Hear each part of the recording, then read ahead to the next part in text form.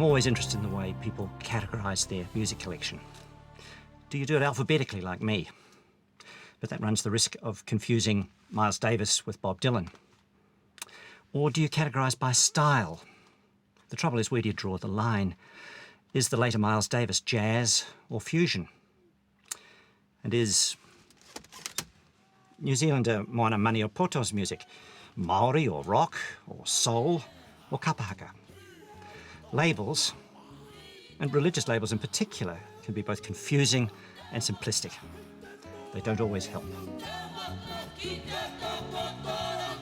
Moana's music is actually an eclectic mix of all sorts of styles and more. All her past and present influences magically drawn together. The spirituality Moana has worked out for herself is much the same. It's a long way from the Catholicism she grew up with. It transcends any one particular influence in much the same way as her music transcends any one particular label or culture. People can relate to the musicality of it and the fusion aspects of it, but also they kind of relate to what we're talking about. Because even though often we're talking about things that seem very Maori and very rooted in New Zealand, a lot of those Maori stories or values are actually quite universal.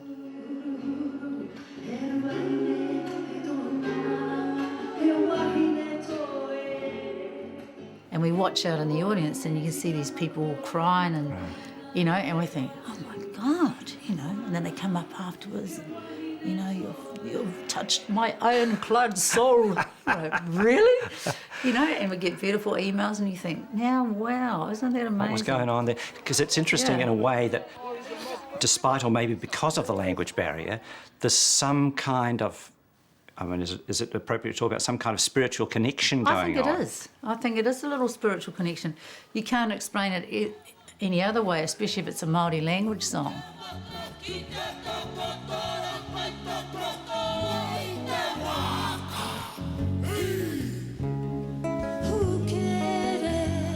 You know, there must be a spiritual kind of connection that people feel from audiences that we'd think, Germany, or, you know, they're going to be blinking, you know, square and, you know, and then, oh, my God, they're all over the place. Russians, you think, yeah, it'd be hard to get a laugh out of them. They're, you know, very emotional. Yeah, Russians. And then you find out, gosh, you know, as Māori, a lot of our cultural values in terms of hospitality and how we engage with people, even in a business sense, are very much in common with some other cultures.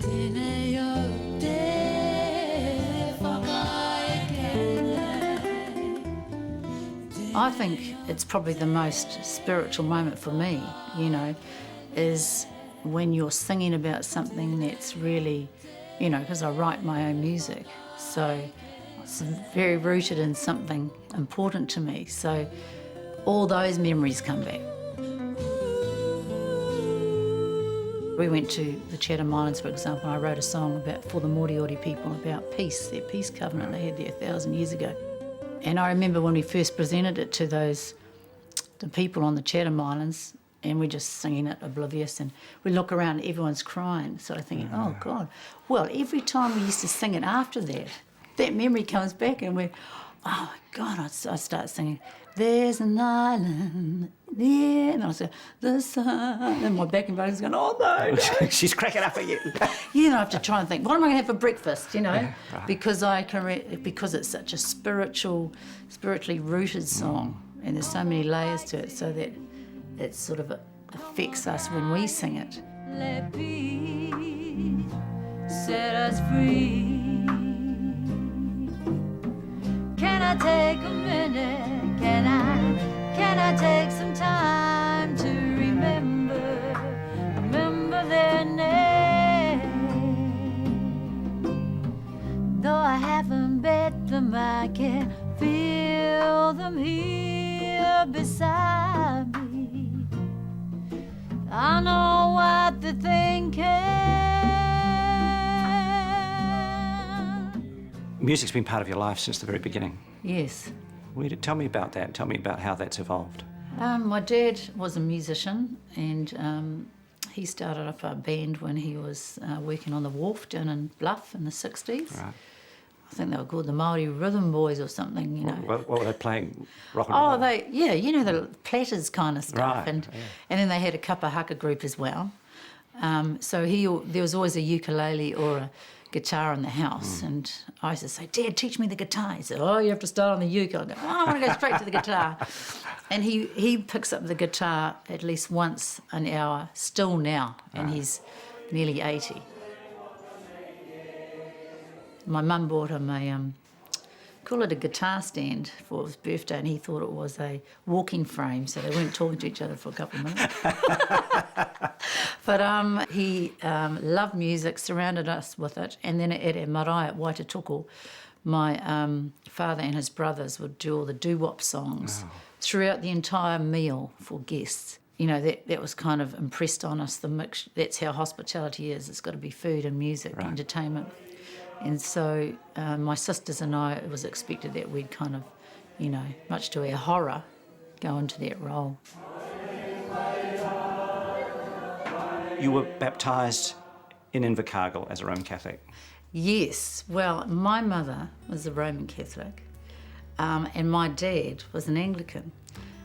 His mother was an Anglican and his father was a Ratana devotee, because Ratana had actually healed my father's grandfather. Oh, really? But my grandmother apparently was, you know, ruled the roost, so the kids all became Anglicans. So Mum and Dad got together, so you've got a Maori Anglican marrying a Catholic Pākehā. And Mum was determined that her kids would be Catholic, and Dad wasn't much fussed about that, so I think she waited till he went to work one day and whipped the 6 of us down to the local priest. I think they nearly divorced after that, but I don't think they believed in divorce in those days. Anyway, so after a while he said, oh no, I suppose, you know, you've got to get them baptised. Right, and you were conscious of yourself as a Catholic? Yeah, well, we were sent along to classes every Thursday. Right. So you moved from Invercargill, and the family moved back to the North Island? Back to Rotorua, where my father was from. Right, and you were a boarder at St Joseph's in Napier? Yeah.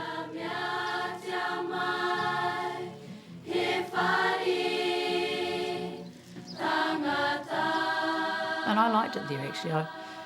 I think what I learnt was that girls can do anything. You know, the nuns were very capable, and they used to fix everything and run the whole show. It was only when we had our masses and our benedictions that the blokes would come in, you see, and do all the glamour stuff. Yes, that's right. And we had a relationship with the mission, you know, with the priests who were training up there at Green Meadows. Green Meadows, yeah. Yeah. So they used to come down and teach us public speaking and debating, and we'd go up there and pick their grapes, and it was really cool.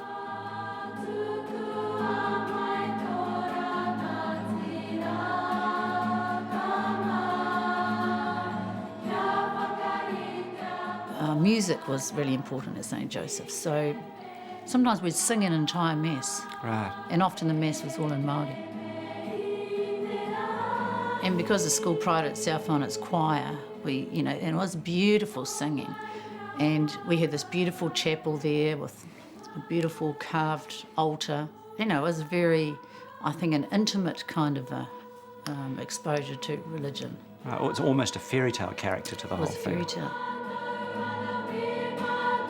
But I remember asking questions because I remember, God, I asked a nun one day, Sister, you know this whole thing about changing blood, you know, water and wine into blood and all that. I said, you know, I think that doesn't actually happen, eh? It doesn't actually. She goes, oh, don't say that. Oh, you're going to be excommunicated, you can't. I said, well, you know, it's not, I don't see it happening, you know. Oh, you couldn't have a discussion about that.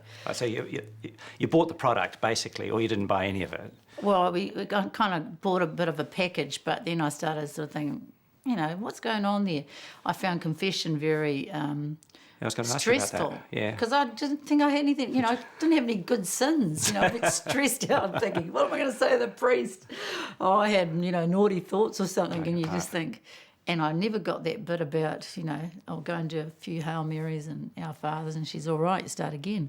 So when did the kind of magic begin to wear off? How did that happen? Oh, I think the magic wore off when I left the school. Right. Because my friends and I would think, oh, well, you know, we'll trot along to church. So we'd trot along to church And it just wasn't the same. It was very clinical. You know, the people would read out the bits of the Mass, and it was all in unison, and it was all very passionless.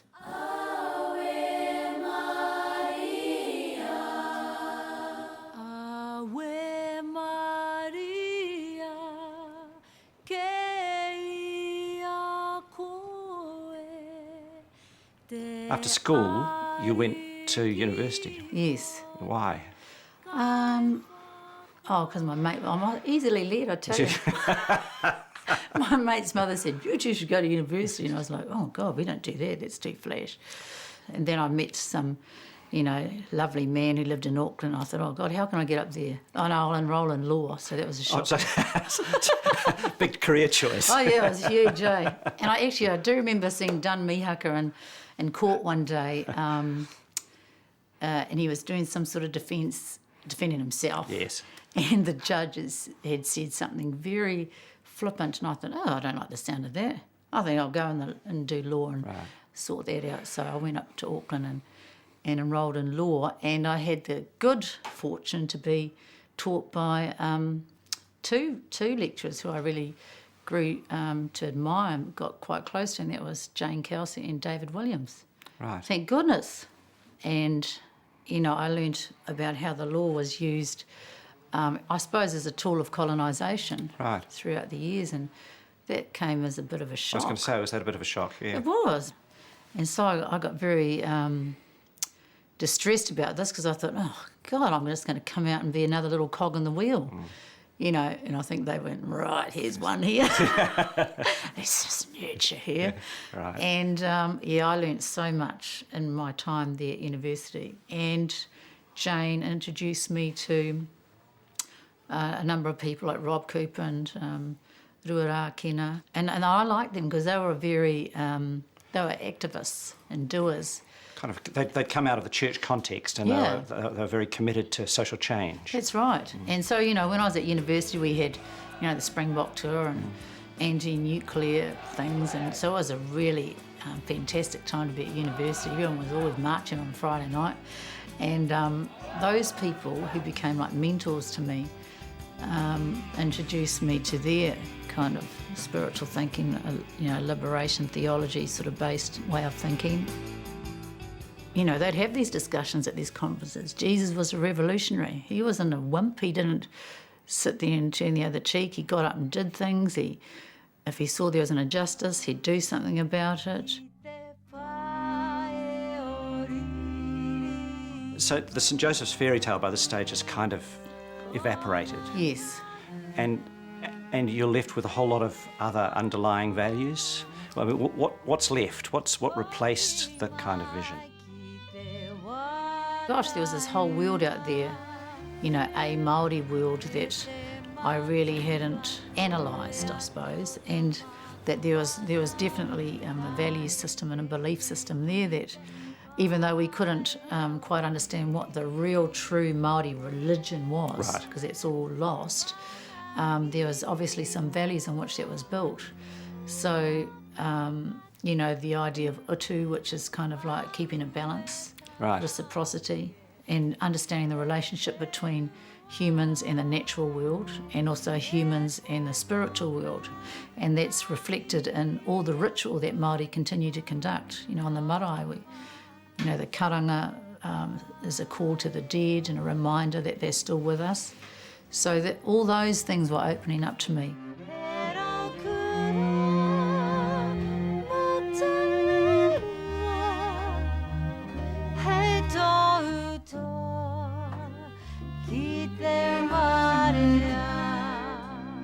And it seemed to me to be less judgmental, that whole scary thing about heaven and hell and do the right thing or you're down the road. And whereas the Māori thing, you keep the balance, what goes around comes around, you try and respect everything, and then at death, there's a kind of you're with your ancestors. You're not going to get judged and go up or down. Right. You're just going to be back in the pool again.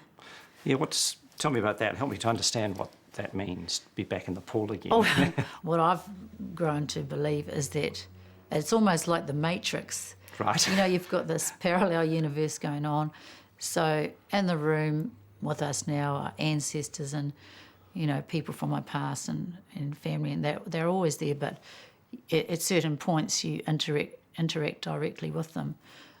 So my understanding of when you die is that you're joined with those ancestors, and you know but you're not necessarily going up somewhere. Right. Have you had any experience yourself of kind of engagement with that parallel world? I know. I think that sometimes there's an obvious kind of sense that they are there. You know, when I recently went to Motutaika, which is the little island in the middle of Lake Taupo, and hardly anyone's been on that island. It's a wāhi tapu. So we walked onto the island, and the leaves fall and they stay there because no one's walked on them. Right. So it's all bouncy and beautiful. My uncle does a little karakia before we get there. We weren't banned from being on the island, but it just never occurred to us to go there because our ancestors are in the caves there, preserved, 500 years old.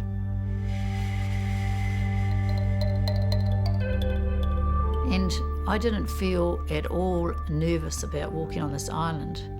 And in fact, we all sort of split up trying to get to the top. And I'm sort of wandering around because I've got no sense of direction anyway.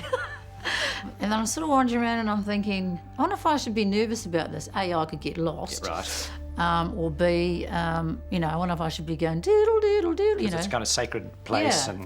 And I just didn't feel that at all. Right. And I just kept saying, come on, ancestors, help me find the way here, and I felt very comfortable in it. But I felt that was a particular place where those presence, you could not help but feel it.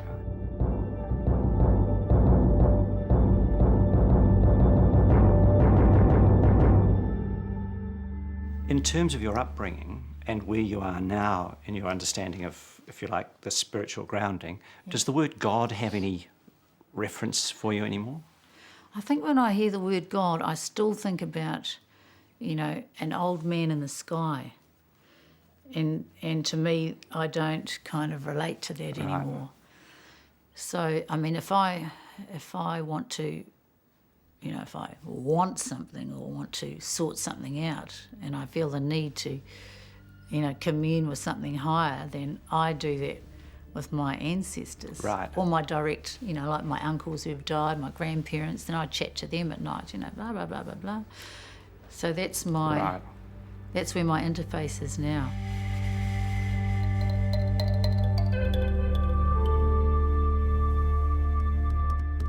Everything is complementary, so you have a male element for the sky, a female element for the earth, male element for the sun, a female element for the moon.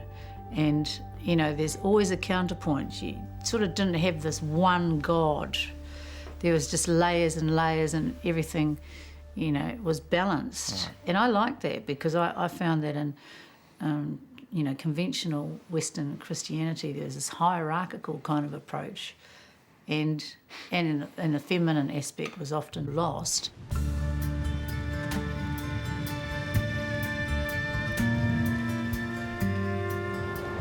Watch me, so that I can not freak out, so you can come back in. The waves aren't that good.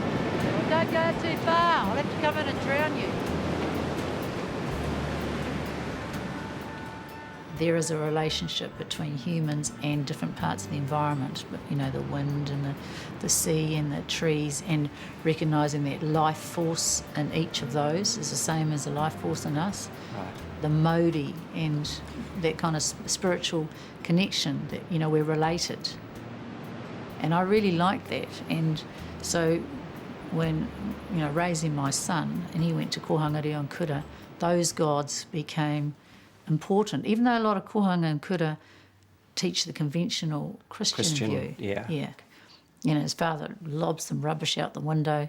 We're driving along and my son would go, no, Papa, you can't do that. It's Papa, Mother Earth, Papa Tuna, you can't do that. And I'm like, yes, my boy. Stop the car picking up. Yeah, so for him it was a real relationship. Yeah.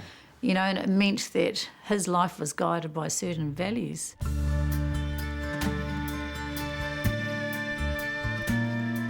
We always talked to him about the gods, and my ex-husband was a very lapsed Mormon and I was a totally lapsed Catholic, so we didn't impress upon the Christianity thing until one day he came home and he said, you know, Mum, who's Jesus Christ? And I thought, oh, jeepers, I haven't touched on this, it's shocking. So, you know, I just started to tell him the stories about it. And I remember, you know, when I was a child, the stories, you know, Jesus on the cross and that's a really freaky, scary thing for a kid, so I didn't get too complicated. And then he managed to see the Mel Gibson film, which much to my horror, and then he came home and said, Mum, I'm in love with Jesus. All right. I was like, oh no, I'm feeling a Destiny Church moment coming on. And so we kept trying to expose him to other religions. Went to Thailand. He, you know, saw the giant Buddhas and was curious about that. He liked their rituals that were going on at the time. So I've tried to make him, you know, he's met Muslims, and so I like to think that he's an open individual and will take the best out of whatever's around him and, you know, look at the values that are important. There's a sense of balance, reciprocity, keeping everything even, and you can reflect that in your relationships. You can, you know, that's a tool for guiding in life, and it's not kind of like, oh, you know, you gave me a great meal, so I'm going to give you a great meal. Well, it can work out there, practical, but it is a kind of you know, do unto others thing, I think. Yeah. And you know, the notion of karma, you know, what goes around comes around. I really believe in that as well. So I suppose I've got a bit of a hotchpotch of things going on, but it kind of all makes sense to me.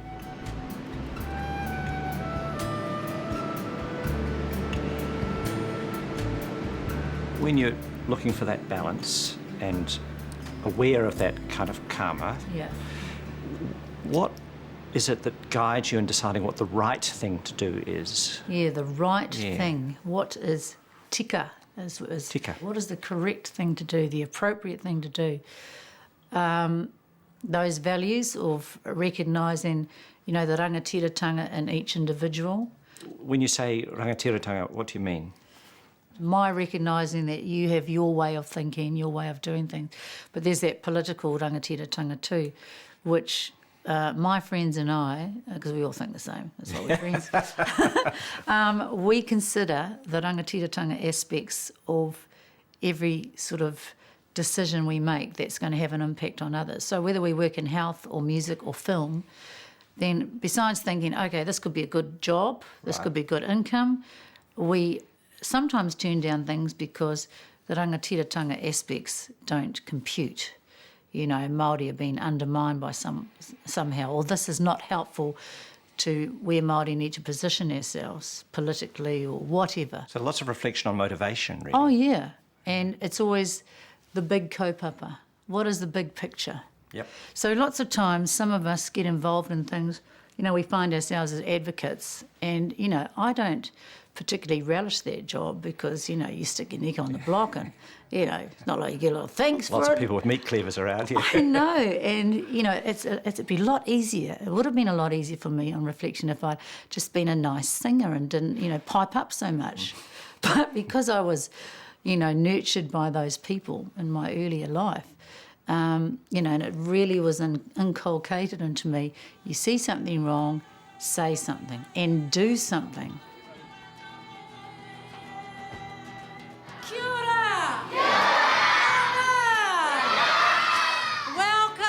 Aotearoa, New Zealand, welcome!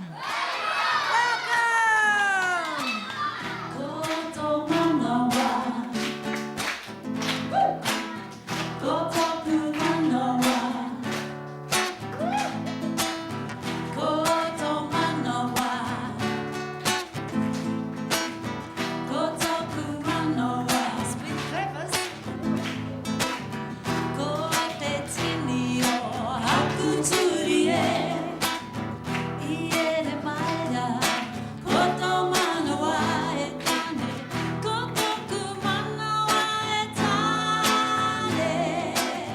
You're also involved with, I know, with working with refugees in Auckland. Yeah, well, that's through my son. My son is a student at King's College, and they've got some wonderful community service programs. So part of his program is working with the refugee centre, and he's dragged us along. You know, oh, Mum, can you bring the band along and entertain? Oh, yeah, okay then. And next minute we're going with every intake.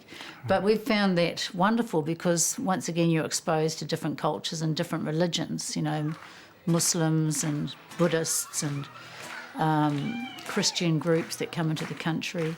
And I think that's good for our children to see that kind of, you know, more the common. What's the commonality between all the religions?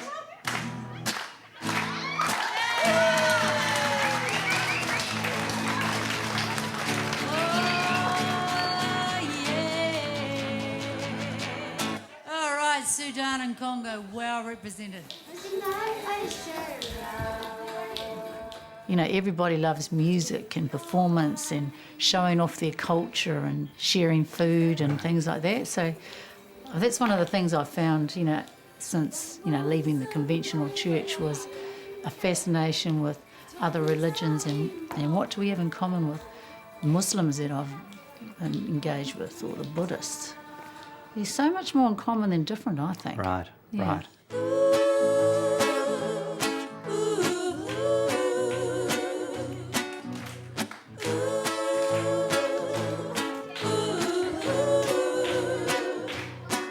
Well, there's a movement on the street.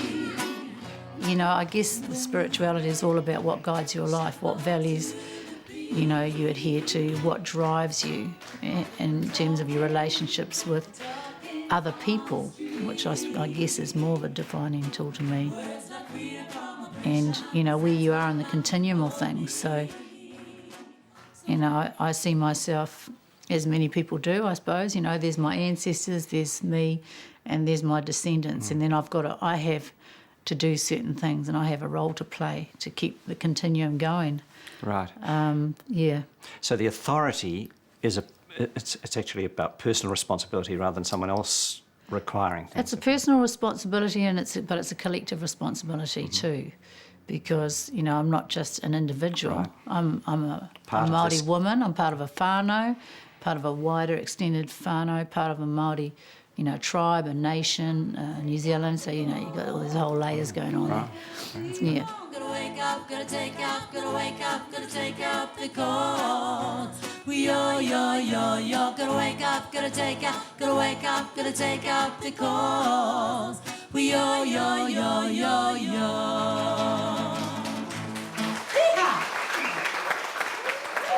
Okay, now we want to say best wishes to you. Kia kaha. Kia kaha means be strong, okay? Kia kaha. Kia kaha.